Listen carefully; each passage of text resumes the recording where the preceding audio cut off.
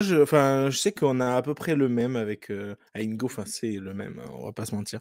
Donc je vais te laisser la parole Nico pour commencer. Après j'essaierai de compléter, mais, je sais qu'on a envie de parler de la même chose qui nous a marqué et je crois que tu vas nous parler du trade, hein, qui a fait mais c'était un séisme, un tremblement de terre sur la planète basketball du coup de hier soir.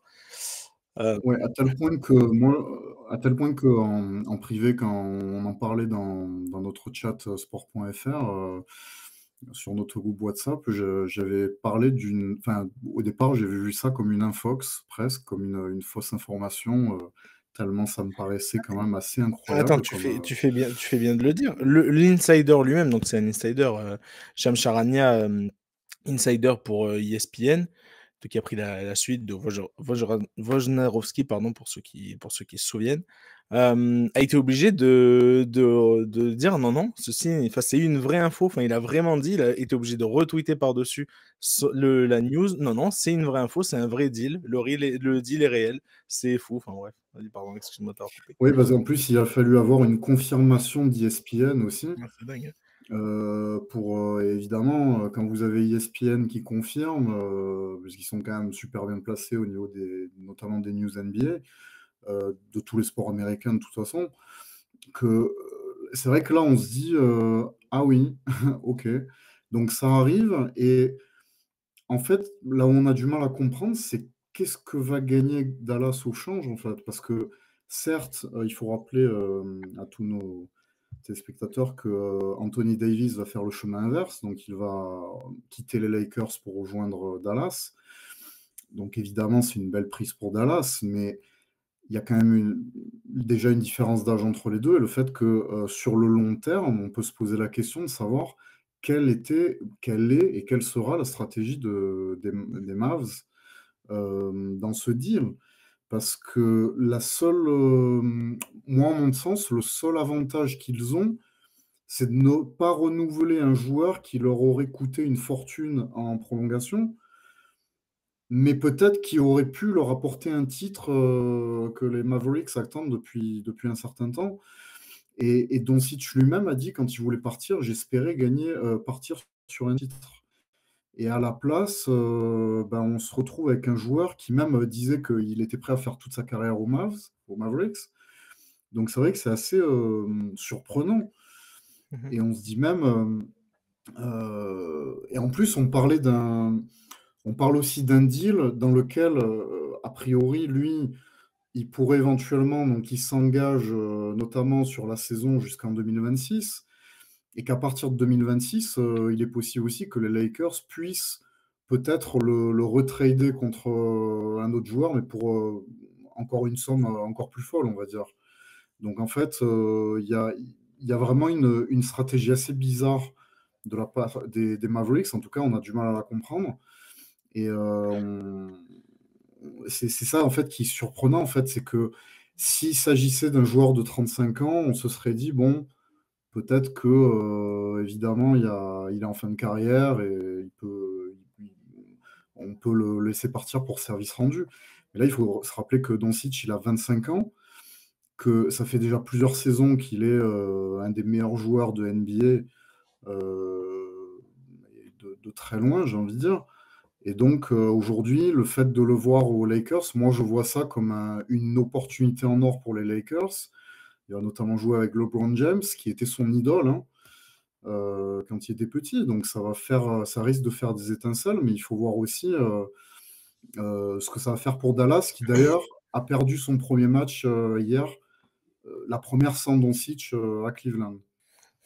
Ouais, je vais essayer de rappeler le plus de détails possible, de refaire un peu la chronologie. Est-ce que c'est le genre d'histoire et de transfert qui peut durer, enfin bref, le genre de news où on peut faire, que 4 heures, hein, dessus sans trop de problèmes, mais je vais essayer pour faire le plus rapidement possible et le plus concis possible pour les gens qui nous écoutent et qui sont aussi venus là pour voilà, pour nous entendre parler de l'Olympico et cetera parce que mine de rien, c'est aussi beaucoup pour ça qu'on nous suit, le foot et cetera, donc bref, ça nous tenait à cœur d'en parler quand même, et c'est pas pour rien que nous 2 on le met dans les flops, hein, ce trade là, mais en gros, voilà, pour rappeler les faits aux gens qui nous écoutent, donc euh, enfin, le 2 février, du coup, a été acté donc un trade entre 3 franchises. Du coup, Nico en a mentionné 2 parce que c'est les 2 principales. Donc, les Lakers récupèrent donc Luka Doncic, Maxi Kleber et Markieff Morris. En échange du coup de Anthony Davis qui va aux Mavericks avec Max Christie, oui, pardon, et le pick, donc le premier pick, enfin le premier tour de draft, pardon, de 2029, donc des Lakers. Le Jazz est venu du coup récupérer un petit Jalen Hood-Schifino, le pick, enfin un second pick des Clippers 2025 et un second pick des Mavs 2025 aussi. C'était pour histoire que ça matche bien parce qu'il y avait une histoire comme quoi les Lakers, enfin les Mavs ne pouvaient pas tout encaisser, etc. Enfin bref, voilà. Et après, il y avait une histoire aussi de 2 pics à prendre. Je pense que le Jazz s'est dit, allez, pourquoi pas. Bref, dans les faits, donc c'est ça. Et ça a fait évidemment donc un gros séisme, comme on vous l'a dit. Euh, Depuis, donc, on a eu pas mal de précisions. Forcément, le trade, c'était le 2 février. Donc, il y a eu énormément de choses qui se sont dites depuis, notamment le GM donc de Dallas qui a tenté de se défendre et de justifier ce trade. Donc, je ne vais pas vous lire toute la cote à l'interview. Je crois qu'elle dure plusieurs minutes, enfin, elle dure une dizaine de minutes. Donc, je ne vais pas vous lire en entier. Je vais essayer juste de vous donner les principaux faits. En gros, voilà, il explique que pour lui, le trader donc Doncic contre Anthony Davis leur donne donc au Dallas une meilleure chance de gagner le titre. Il explique ça, voilà, d'une façon un peu basique, en mode, voilà, la défense fait gagner des titres. Et si tu prends, enfin voilà, tu prends la vision binaire, Anthony Davis est un meilleur défenseur que Luka Doncic, bah oui, non, ça fait pas beaucoup. Enfin, la question ne se pose même pas au final. Donc évidemment que c'est un meilleur défenseur. Mais là, pour le coup, ça va plus loin. Ben, c'est comme Nico l'a dit, c'est la vision à long terme où ça a été compliqué à comprendre. Je vais avoir aussi ton avis, Greg. Du coup, après, je vais ajouter le mien, etc. par-dessus tranquillement. Mais parce que je sais il y en a, voilà, on en a beaucoup parlé. Mais Greg, toi, ton point de vue, comme ça, pareil, très rapidement, en 2-3 phrases. Après, j'essaierai d'ajouter toujours un petit peu de compléter. Mais vas-y, c'est quoi ton point de vue là-dessus? Écoute, moi, je suis pas forcément d'accord avec Nico. Je trouve que c'est pas alors, OK, Doncic, c'est un nom, tout ça, et je trouve que c'est pas un si mauvais deal que ça. Je vais m'expliquer. En fait, je trouve que Luka Doncic, moi, on en fait énormément avec lui. C'est un joueur très, très bankable, il y a pas de souci là-dessus. Le problème, c'est que Luka Doncic, bah, il a beau marquer 40-50 points des fois par match, c'est exceptionnel, mais ça fait pas gagner son équipe. Il y a quand même, je trouve, des fois où, bah non, en tout cas pas des matchs très importants. Pour moi, bien sûr, je me souviens d'une action, je crois que c'est contre les Kings, où à la dernière seconde, alors il n'y a pas que Doncic, hein, mais à la dernière seconde, il y a une passe faite par les Kings où ils marquent, ils gagnent en fin de match. Donc je trouve que le trade, alors je dis pas que c'est, je partage pas votre flop, mais je trouve que vous êtes un peu dur. Je trouve que c'est pas un mauvais choix de la part de Dallas. C'est risqué par contre, parce que pour moi, ils vont miser sur Kyrie. Parce qu'en fait, le truc, c'est qu'aussi, ils avaient 2 meneurs de jeu. Donc, au bout d'un moment, je pense qu'ils ont fait leur choix. Et certes, Doncic a plus de talent et plus jeune, ok. Mais moi, je ne trouve pas que Doncic, il ne défend pas. Déjà, d'une. Donc, il y a ça, je trouve qu'on lui reproche beaucoup. Et puis, Doncic, je suis désolé, mais il est souvent blessé, surtout cette saison. Alors, je ne sais pas si son hygiène de vie est à remettre en question ou quoi. Mais je trouve que le trade est pas si mauvais que ça. Davis, c'est un exceptionnel joueur. Après, c'est toujours pareil. Il y a le facteur blessure, c'est sûr. Mais je trouve que sincèrement, pour Dallas, pour compléter leur effectif, je trouve que ce n'est pas une si mauvaise chose. Il y a quand même d'autres joueurs, notamment à PJ Washington dans cette équipe. Donc voilà. Maintenant, après, c'est pas que le trade n'est pas OK, on peut se poser des questions, mais je trouve que c'est pas si catastrophique que ça, comme dit Nico, par exemple. Alors, pour le coup, moi, là où je vais juste. Je, Pas je, vrai. je- Ah, vas-y, ouais. tu rajouter quelque chose? Après, c'est deux trentenaires. Ça, Non, c'est ça, non, c'est deux trentenaires et ça, c'est je risqué. veux pas dire catastrophique, mais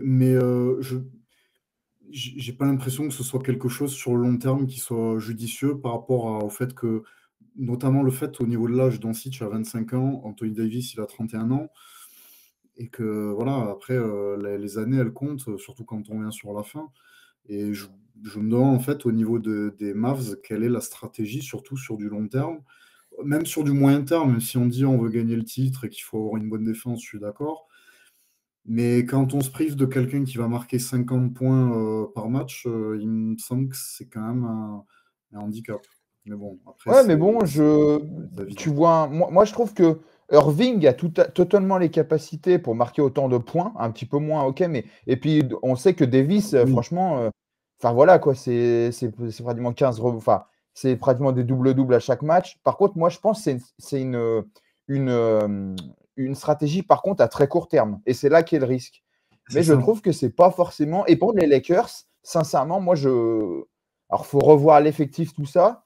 Mais je trouve que c'est beaucoup de. Bah, c'est comme les Lakers, c'est bling bling bankable, mais je trouve que c'est pas vraiment équilibré. Dans la raquette, j'ai pas le. Faut que tu me le redises, Ruben, mais je vois pas qui maintenant il y a réellement dans la raquette. Non, ils ont pas Voilà. il y a plus grand monde dans la raquette, ça c'est sûr, mais il y avait déjà plus grand monde, juste pour, là je finis là-dessus, enfin pour te répondre sur ça, mais oui, il y a Anthony Davis disait il y a peut-être une semaine ou deux, mais que lui préférait jouer en poste 4 et qu'aux Lakers, il n'y avait pas de poste 5, enfin un vrai gros poste 5 qui pouvait tenir du coup en tant que titulaire pour que lui puisse jouer 4. Donc non, on va vite se retrouver aux Lakers avec des Jackson Hayes en pivot, avec des... enfin bref, ça va être des joueurs comme ça, des joueurs pas faits pour être titulaires dans Ah, une parce équipe qui que, joue le ouais. titre. Mais juste pour te répondre, pareil, pour finir là-dessus, les Lakers, là où c'est différent, c'est que il faut, enfin vraiment, là je trouve qu'on sous-estime encore un peu trop ce qui est vraiment Luka Doncic. Il a 25 ans. Faut vraiment pas oublier que il est dans la ligue depuis 2018. Je crois que c'était en juin Et 2018 c'est qu'il ça, a été c'est qu'on a drafté. l'impression qu'il est là depuis hyper Voilà, longtemps alors qu'il a c'est que ça. 25 ans. Il a 25 ans Donc, et bon, le gars, donc le gars n'est pas du tout dans son prime. Il n'est pas du tout encore dans son prime. Son prime, c'est 26, 27, 28, 30 ans, jusqu'à 30 ans, 31 ans. Son prime, c'est juste, normalement, c'est censé être ça. Il y est pas du tout. Il a fait des folies furieuses en playoff, mais comme rarement on a vu et de nos yeux. En tout cas, moi, j'en avais jamais vu. Et pareil en saison régulière, il a amené ses équipes très très loin. Il faut pas oublier qu'avec quatre, franchement en vrai, j'abuse, mais avec quatre plots, pareil, c'est vraiment là, je sous-estime. Je fais exprès, mais vraiment, il a amené quatre joueurs pas, je veux dire, niveau All-Star, je gros, veux gros dire, il truc. les a tirés à bout de bras, quoi, hein. Il les a complètement tirés vers le haut en les amenant dans des. Enfin voilà, il a sorti des tours de playoff incroyables contre les Clippers il y a quelques années, mais c'était des folies. Et l'année dernière, il va en finale de conf, il va en finale NBA, pardon, et il prend les Celtics dans les dents, mais les Celtics, meilleure équipe de la NBA l'année dernière, sans aucun doute, etc. Il se prend les gros Celtics. C'était l'année, juste pour rappeler pareil, l'année dernière, c'était l'année zéro du projet, l'année 0,5, on va dire. Kyrie, c'était la première année, etc. Luka Doncic, bon, forcément, il était là. Mais sinon, ils avaient fait à la trade deadline, donc en février de l'année dernière, ils avaient fait venir des Daniel Gafford, bref, des joueurs comme ça pour compléter l'effectif pour que ce soit taillé pour le titre. Et je pensais sincèrement que cette année, moi, encore une fois, c'est encore plus ça qui m'a choqué quand j'ai vu le transfert, c'est le timing du transfert. Faire ça en plein milieu d'année, je comprends pas. J'ai pas du tout compris l'intérêt en me disant, mais enfin, bref, je sais pas. Pourquoi tu redonnes pas une chance à un effectif qui allait très très loin, tellement loin l'année dernière qu'ils sont allés en finale NBA et, et tu leur donnes pas cette opportunité de refaire pareil. Là, tu rebâtis sur un nouveau projet. Je reviendrai après sur le côté sportif, et même au-delà de ça, et c'est pour ça que ça a fait un aussi gros tollé. Avant de parler du côté sportif, parce qu'on a vite embrayé, mais côté Dallas, il faut pas oublier que le sport et la NBA en plus en France, et cetera, machin, mais c'est un sport, enfin, c'est des émotions, et le sport en général, je veux dire, mais là, c'est les émotions avant tout. Vous allez me dire peut-être que si un gars, si voilà, Anthony Davis, avec Anthony Davis, il gagne le titre cette année, déjà, je leur souhaite bien du courage, mais est-ce que ça rattrape ce trade? Oui, peut-être. Mais honnêtement, j'ai vu des centaines, des milliers de personnes sur Twitter et notamment les pages Dallas France, et, enfin, voilà, qui soutiennent et qui se lèvent tous les jours voilà, la NBA, c'est ça, c'est se lever à 2 heures du matin tout le temps, parce qu'il y a des 82 matchs par saison. Si tu vas pas en playoff, si tu vas en playoff, c'est 100 et quelques matchs. Se lever à 2 heures du matin pour regarder ton équipe, pour les soutenir, pour machin. Et là, il y a comme ça, il y a un gars qui arrive, donc Nico Harrison, qui vient et qui plante un peu un couteau dans le dos, comme ça, en pleine saison, sans prévenir personne, avec ce trade. Moi, c'est ça qui m'a encore plus choqué. Et je suis même pas fan de Dallas. Je suis même pas supporter de Dallas. Franchement, ouais, c'est pas que je m'en fiche de la franchise, mais c'est même pas une franchise que je porte spécialement dans mon cœur. Mais honnêtement, quand j'ai vu toutes les personnes témoigner, et notamment ces pages-là de Dallas, et je me suis dit, et quand j'ai préparé l'émission tout à l'heure, je me suis dit, mais il faut absolument que ce soit dans mes flops parce que c'est trop dur, émotionnellement, c'est trop dur de se séparer d'un joueur comme ça. Ok, c'est un joueur, et vous l'avez vu là, alors je dis pas que Greg le déteste, hein, pas du tout, mais c'est un Non, joueur pas du ultra. tout, je l'aime Non, voilà, beaucoup. c'est pour ça, c'est un joueur ultra clivant, Luka Doncic. Mais la réalité, c'est que c'est un joueur qui fait rêver, qui a fait rêver tous les supporters de Dallas depuis qu'il arrive en NBA. Parce que dès qu'il est là, dès qu'il a été là, dès qu'il est en forme, dès qu'il est sur ses deux jambes, il envoie des folies tout le temps. Et c'est un joueur avec qui tu peux gagner parce qu'il a prouvé. Alors, il n'a pas prouvé jusqu'au bout, jusqu'au titre, mais c'est un joueur qui est dans les meilleurs joueurs de la ligue, comme l'a dit Nico tout à l'heure, depuis presque le moment où il arrive en NBA. Je sais même pas s'il n'est pas All-Star dès sa première année. C'est possible que oui. Il faudrait que je vérifie, mais il me semble qu'il est All-Star dès sa première année. Et encore une fois, il amène son équipe en finale l'année dernière. Il est top 3 MVP la saison dernière. Et attends, il y a une stat que j'ai vue. Et là, pour le coup, je reviens un peu sur le côté terrain, mais il y a une stat que j'ai vue, mais qui m'a halluciné. Si tu prends la moyenne des points, donc des points marqués, des points par match de Luka Doncic depuis qu'il est en NBA, c'est la 3e meilleure moyenne en carrière de points de l'histoire de la ligue. Mais elle est folle, cette stat. Elle est complètement folle. Devant lui, il n'y a que Will Chamberlain et Michael Jordan. Et si tu prends en playoff, c'est la deuxième plus grosse moyenne de points en playoff, seulement derrière Michael Jordan. Enfin, je veux dire, comme quand je l'ai dit, on se rend pas compte de la folie qu'on est en train de regarder et qu'on voit et qu'on voyait. Enfin, et qu'on va voir, hein, je pense qu'il n'est pas du tout Après, fini. j'avais une question, moi. Mais la folie, elle est incroyable. De ces deux stats, moi, quand j'ai vu ces deux stats, mais j'ai complètement halluciné. Bref, oui, du coup, juste, ouais. Bah, est-ce que, alors ça c'est une question et chacun se fera son propre avis, mais est-ce que en fait Doncic était même pas trop grand? Parce qu'un joueur comme ça, on est d'accord, c'est un joueur qui marche sur l'eau, c'est un joueur qui a des stats monumentales, et on est d'accord qu'un joueur qui a des stats monumentales, s'il veut entre guillemets, tu vois, marquer l'histoire, tu sais, c'est pas, j'ai beaucoup de respect, mais tu sais, il va pas, je sais pas moi, jouer aux Grizzlies de Memphis, tu vois, ou aux Kings, qui sont des très grosses franchises, il n'y a pas de souci. Est-ce que c'est pas un joueur aussi qui est trop grand, tu vois, voilà, pour Dallas, tout simplement, pour C'est l'histoire, pour tout ça? en tout cas, lui, il avait jamais, et c'est là encore une fois, tu vois, on est dans une ère où les joueurs changent de franchise tellement vite, tellement souvent, où il y a encore moins d'attaches, et c'était encore l'un des rares cas de joueurs ultra fidèles à sa franchise, tu vois, qui était là et tout. Et si lui voulait pas partir, et ça se voit, je sais pas si vous avez vu la vidéo où il descend de l'avion, mais elle brise le cœur, cette vidéo. La vidéo où il descend de l'avion pour à son arrivée comment dire, à Los Angeles, où il est, mais ça se voit qu'il est dépité, où il sait pas vraiment où il est. Et voilà, et tu te dis, mais pourquoi il a fait ça? Enfin, encore une fois, sans le concerter, sans rien. J'ai même pas parlé de tout le trade, mais la violence de ce trade, elle est incroyable. Et personne n'était au courant, pas les joueurs, pas. Enfin voilà, ils ont appris ça. Nico Harrison l'a appelé Luka Doncic le soir. Il lui a dit bon, ok, frérot, t'es un joueur des Lakers. Allez, vas-y, ciao. Il a raccroché. Enfin bref, c'est une folie. Je trouve que c'est une folie. Et juste pour en répondre à ta question, on en a vu plein des joueurs un peu comme ça. Par exemple, Dallas avait un joueur, mais pareil, monumental, avec qui ils ont bâti l'un des plus beaux titres. Ils sont allés chercher l'un des plus beaux titres de l'histoire de la NBA. Voilà, tous les suiveurs sont à peu près d'accord là-dessus.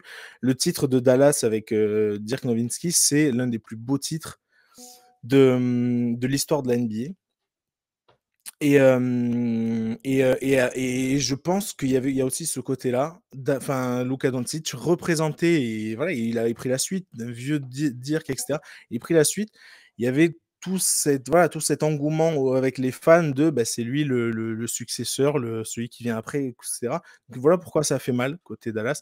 Maintenant, le côté trop grand, enfin, franchement, je sais même pas trop quoi te dire là-dessus, parce que tu vois, des marchés, des petits marchés entre guillemets qui ont des joueurs monumentaux, il y en a même encore vu qu'il y avait, Family Hockey par exemple, a un joueur comme Ganis, tu vois? Il est là et il embrasse un peu ce côté-là, de la franchise. On verra si ça se trouve, il partira et cetera, mais en tout cas, pour l'instant, il a toujours dit qu'il détestait les super teams et cetera. Donc je sais pas, pour le coup, pour répondre à cette question-là, Greg, j'avoue que je j'ai pas trop de, j'ai pas trop d'infos, d'avis, enfin, je sais pas trop. Mais non, moi, là où je voulais, comme juste pour terminer là-dessus, là où ça fait vraiment mal, et moi, quand j'ai préparé l'émission tout à l'heure, c'était sûr que j'allais le mettre en flop, c'est voilà, j'essaie de m'identifier un peu à ce côté-là, des franchises enfin des suiveurs, des gens qui se lèvent le soir chaque fois pour regarder tes matchs, etc. Et souvent, je veux dire, Dallas pendant des années, ah oui, l'année dernière, c'est finale NBA. Il y a eu des beaux tours de playoffs, etc. Mais Dallas, pendant plusieurs années et plusieurs runs avec Doncic, c'était une équipe qui jouait pas grand-chose. Et tu te levais le soir, tu faisais l'effort, et beaucoup se faisaient l'effort parce qu'ils se disaient, on va voir un match incroyable de Luka Doncic, qui est un génie du basket. Et voilà, et donc ce côté-là, ce côté, comment dire, cœur et émotionnel, voilà pourquoi c'était absolument dans mes flops, parce que ça fait trop mal. Nico Harrison, il a planté un vrai couteau dans le dos à tous les fans de Dallas. Maintenant, ça se trouve, ça va marcher, ça se trouve, ça va être il va, enfin, voilà, il va passer pour un génie qui avait tout vu et cetera. Peut-être, mais en tout cas, ce jour-là, en particulier, restera, je pense, pour beaucoup comme un jour dur, quoi, un jour qui fait vraiment mal, parce que, quand tu t'attaches comme ça émotionnellement, c'est dur. Juste pareil, attendez, je promets, je fais vite, mais juste je termine là-dessus. Souvent, tu as des histoires qui se terminent, puis les histoires se terminent plus ou moins bien, après ça dépend, mais souvent, par exemple, Kobe Bryant avec les Lakers, toute sa carrière aux Lakers, c'est des retraites. Dirk Nowitzki, je l'ai dit tout à l'heure, c'est des retraites. Tim Duncan aux Spurs, c'est une retraite. L'histoire, elle se termine, c'est une retraite. Euh, et après, tu as des histoires qui se terminent, mais par un peu un commun accord. Tu vois, par exemple, Damian Lillard avec les Blazers, c'était voilà, d'un commun accord. Le joueur qui avait envie de partir, la franchise qui avait envie d'autre chose. Enfin, le joueur n'avait pas vraiment envie de partir, mais la franchise avait envie d'autre chose. Ils lui ont dit, ils lui ont expliqué, etc. Ils ont essayé de trouver la meilleure solution. Enfin bref, il y en a plusieurs des exemples comme ça, de joueurs, voilà, pas d'un accord mutuel, mais pas loin. Et là, c'était pas du tout le cas. C'était vraiment un truc où tu te lèves le matin, tu vois ça, le joueur, il s'est levé, il a appris ça soit par son dirigeant qui l'a appelé à 5 heures du matin, enfin, heure française, mais qui lui a dit, bon, allez, t'es transféré. Soit il a appris ça dans la presse, et c'est d'une violence rare. Bref, après, c'est la NBA, mais c'était pour un joueur comme ça, autant générationnel, qui a en si peu de temps, entre guillemets, parce qu'il a 25 ans, marqué autant les gens, c'est vraiment beaucoup de violence, et voilà pourquoi c'était dans mes flops. Bref, désolé d'avoir fait long, mais C'est sûr que la manière de faire, bah, après c'est à l'américaine, hein, c'est ça. Textor nous a fait la même il y a une semaine, mais non, mais c'est vrai. Oui, oui, mais Mais c'est c'est vrai, sûr mais que je la suis d'accord. manière de faire, à nous, de notre culture, c'est difficilement compréhensible, quoi. Et pourtant, on est Et habitué étant donné que aussi. Doncic est européen, peut-être que ça l'a encore plus Pardon. touché. Vas-y, Nico. Non, non, je disais juste, on est habitué, notamment en football, à voir comme ça des transferts un peu soudains, ça peut arriver. Mais je suis d'accord avec Ruben sur le côté violent. Le côté soudain et le côté violent du trade. Et, et, et surtout, que ce soit aussi violent, c'est parce que c'est Luka Doncic, un joueur de cette dimension-là. Et que là, d'ailleurs, on parle beaucoup plus de Doncic que de l'arrivée de Davis à Dallas, en fait. Donc, c'est une vérité aussi. Donc, moi, ce que je regrette un petit peu dans ce deal, c'est que dans tout ce qui s'est passé, dans toute cette affaire, c'est que moi, ce que je trouve bien jusqu'à présent, c'est qu'à chaque fois, même chaque franchise NBA arrive à avoir un petit peu sa vitrine, son joueur vitrine, son joueur phare. Et là, j'ai l'impression que Dallas, ils ont perdu ça avec Doncic, c'est-à-dire qu'ils n'ont pas perdu qu'un joueur, ils ont perdu un petit peu leur vitrine. Et je trouve que ça, c'est un petit peu dommage parce que du coup, ils vont renforcer une autre équipe qui, elle, a sa vitrine, c'est LeBron James. C'est que, voilà, maintenant, on verra comment ça se passe. Bon, Doncic, LeBron James, c'était l'idole de Doncic. Donc, à la base, on se dit peut-être ça va bien se passer, on verra. même si de toute façon James c'est pas éternel, Logan James, mais c'est vrai que on, on espère pour Doncic que ça se passe bien, parce qu'on a envie de voir ce joueur briller, quel que soit le maillot qu'il porte. Mais c'est sûr qu'on avait beaucoup identifié Doncic à Dallas et vice-versa. Les Mavs, c'était un petit peu Doncic. Donc là, c'est un gros changement. Et comme disait Ruben, moi, ce que j'aime pas, c'est en milieu de saison. C'est-à-dire que moi, je préfère largement qu'on ait un trade comme ça qui se passe pendant l'été, avec voilà, la fin de l'histoire, voilà, on ferme un chapitre, on ouvre un autre, on en ouvre un autre, mais que ce soit en fin de saison où il a atteint, j'ai envie de dire, le summum de ce qu'il pouvait faire avec Dallas, et après il part aux Lakers, il va gagner plus d'argent, il va ouvrir un nouveau chapitre de sa carrière. Là, c'est en cours de saison, on a l'impression vraiment qu'il y a un goût d'inachevé, en fait.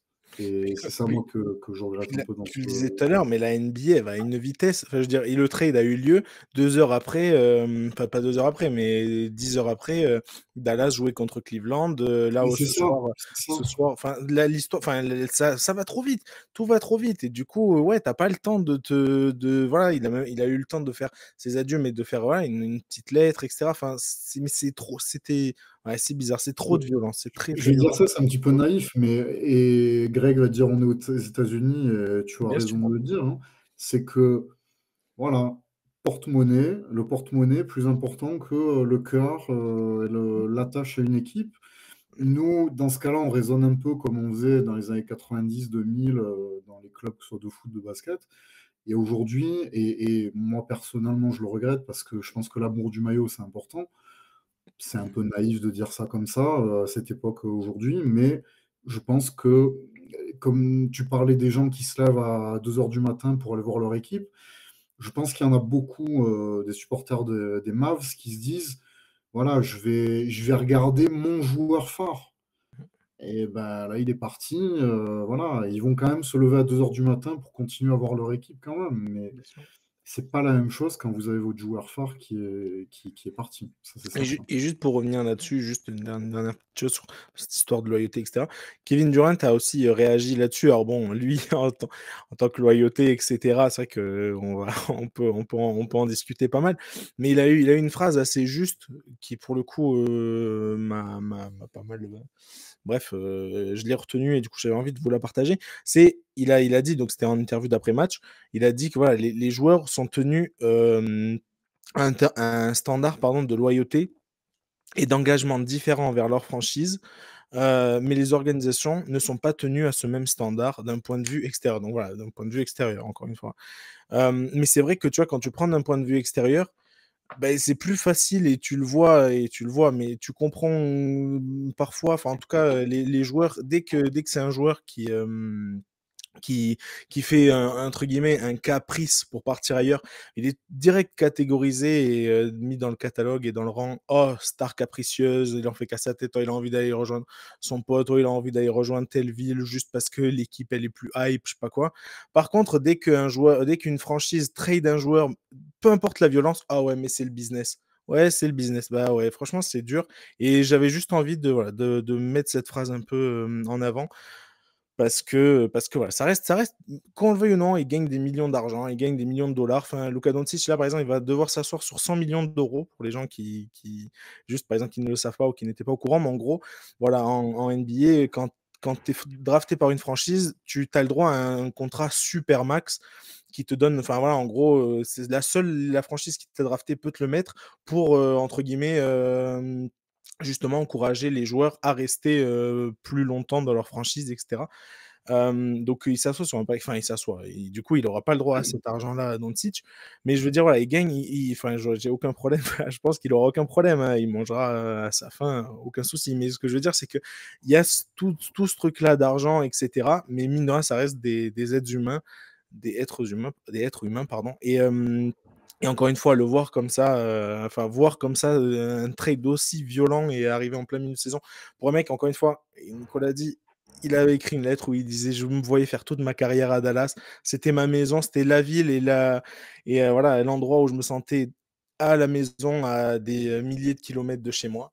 Bref, voilà. Donc, voilà pourquoi c'est dans mes flops. Maintenant, d'un côté sportif, Je pense que c'est trop tôt pour en parler, enfin pour en parler, pour vraiment débriefer. Je pense qu'il faut voir un peu, justement, d'un côté et de l'autre, les 2 choses se mettre en place. Bon courage, aux 2 coachs d'ailleurs, des 2 côtés, que ce soit, pardon, le coach de Dallas, donc qui est, j'ai oublié son nom, Jason Kidd ou, de l'autre côté d'ailleurs 2 anciens joueurs, hein, les deux coachs, mais bref, bon courage aux 2 parce que remettre comme ça, d'aussi gros changements en cours de saison avec des 2 joueurs aussi énormes et aussi importants, bref, ça va être ultra dur à devoir remettre en place, à refaire des systèmes bien différents et cetera. Donc voilà, bon courage. Mais voilà, je pense que c'est encore un peu trop tôt. Maintenant, encore une fois, quand tu prends et là, tu es de façon binaire, oui, Dallas gagne niveau défense, par contre, Dallas perd terriblement niveau talent, hem, en attaque. De l'autre côté, les Lakers ne jouaient déjà pas grand-chose cette saison. Alors oui, ils étaient plutôt pas trop mal classés, mais LeBron James l'avait dit, ils ont aucune marge pour gagner. Ils sont obligés de jouer un basketball parfait. Donc là, voilà, ils vont se donner peut-être un peu de marge offensive avec Doncic, ils vont perdre défensive. Or, les ajustements qu'il va y avoir, mais voilà. D'un côté sportif, je pense que c'est trop tôt pour dire qui est réellement gagnant. Même si, encore une fois, je suis plutôt d'accord avec vous sur le côté. À court terme, Dallas gagne, je pense, même si, franchement, sincèrement, même si j'y crois pas du tout, que ce soit Kyrie ou que ce soit Davis en franchise player, on les a jamais vus gagner. Franchement, honnêtement, on les a jamais vus vraiment aller très très loin, eux deux en franchise player, ni l'un ni l'autre. Donc, bref, à voir. Là, pour le coup, j'ai encore des doutes. C'est pas forcément que j'y crois pas, mais j'ai vraiment des doutes. Et de l'autre côté, l'équipe, elle n'est pas encore assez construite. Je pense que c'est pareil, c'est arrivé très très vite. Donc, l'équipe, enfin, et puis ils n'ont pas beaucoup de marge, les Lakers. Donc, l'équipe n'est pas construite autour des deux superstars que sont Doncic et LeBron James. Donc, voilà, bref. D'un côté sportif, c'est tôt, mais on a hâte de le voir forcément. Enfin, on a hâte de le voir. On Ça va faire bizarre, on est mais d'accord que selon la justification de ce trade, ça veut ouais. dire que Dallas, s'attend à gagner le titre cette année ou Ouais, maximum l'année prochaine, en oui, fait. c'est ça. Ah bah oui, c'est ça. Donc on est d'accord pour dire que s'ils sont pas champions cette année, ce serait un échec. Ah, ce serait un gros. Ah oui, c'est que s'ils Ou sont pas peut-être cette l'année année. prochaine éventuellement, mais Voilà, ça. S'ils sont pas champions cette année ou l'année prochaine ou allez, dans 3 ans maximum, c'est un immense échec parce que les 2, que ce soit Kyrie ou Luka ou pardon, Kyrie Anthony ou Davis. Davis, les 2 ont plus de 30 ans, donc les 2 vont pas être c'est éternels. ça. Les 2 ont eu des soucis de blessures, enfin et tout le long de leur carrière ont eu des soucis de blessures. Hem, donc non, ils vont pas durer éternellement, en tout cas à ce niveau-là, je pense. Donc ouais, c'est soit cette année, soit l'année prochaine et après sinon, tu risques d'avoir des regrets toute ta vie. Si, Luka Doncic devient le joueur qu'il est censé devenir, dans son prime, un joueur, c'est déjà un monstre, enfin je veux dire, pour certains, c'est le meilleur joueur de basket, enfin dans un monde où où Nikola Jokic n'existe pas, voilà, oui, mais bref, ce que je veux dire, c'est que c'est déjà un joueur monstrueux, un joueur all time, c'est le mot que je cherchais, un joueur all time, ça allait déjà, mais s'il devient le joueur que du coup à son prime, on espère tous qu'il va devenir, Dallas pourra s'en mordre les doigts pendant longtemps, je pense.